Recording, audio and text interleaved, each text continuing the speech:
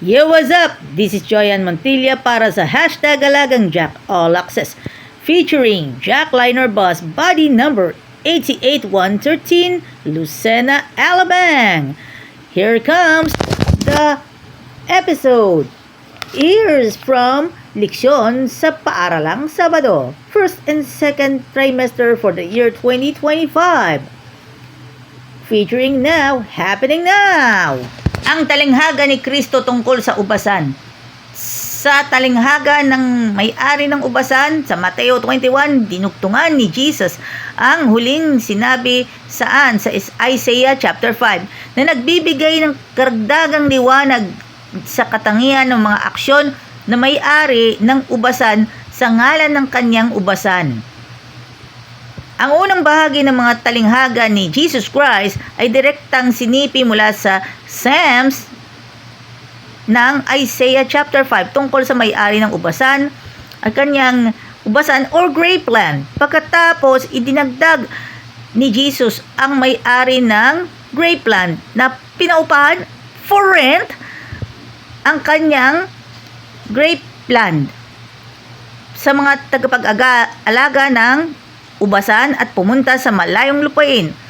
Gayunpaman, nang may-ari ng ubasan ay 2 beses na nagpadala ng kanyang mga tagapaglingkod, ang mga prophets, upang mag-collect ba ang mga yung mga fruits ng mga umuupa sa kanyang ubasan ay sensitive. Ito sa wakas, ipinadala niya ang kanyang anak na magsasabing, igagalang nila ang aking anak. Ito po mga kaibigan. Medyo may ilan po sa mga contents ng isang portion sa Adult Sabbath School lesson. Medyo may ilan pong part na medyo may pagka-rated SPG ang parte niya. Rest of SPG. Laktawan na lang natin ng iba pa. So, ang kaganapan sa krus ay nagpakita ng ginawa ng Diyos ang lahat na maaaring gawin upang paganin at alisin ng kasamaan. Ngunit, hindi sinisira ang konteksto para sa pag-usbong ng tunay na pag-ibig. Kung mayroong anumang mga mabuting paraan na magagamit ng Diyos, hindi ba niya ito pipiliin habang ang mga tao ay lubang nagdurusa at pagsansinukob na sa labanan nito? Ang Diyos mismo nagdurusa higit sa lahat.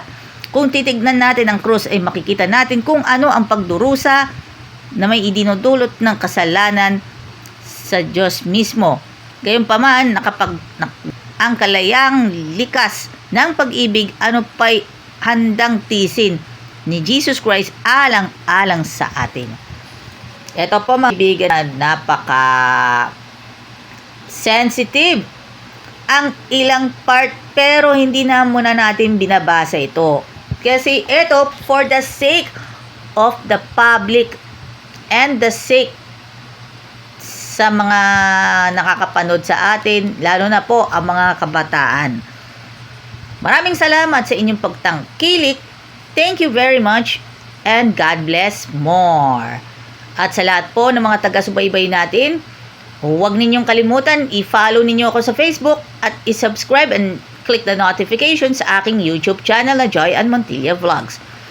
Thank you very much kay Kuya Ramil Almonte, maging sa lahat po ng mga kaibigan po natin sa Jack Liner, especially sa biyaheng Lucena Alabang. And of course, Kuya Joseph Latonero. At maging kay Ate Winona Solinap Credo ng San Rafael, ng SCLC Adventist School San Rafael, and Teacher Madeline Galicia ng Santa Isabel Adventist Church. And thank you very much. Alagang Jack is getting ready for Harvest 2025.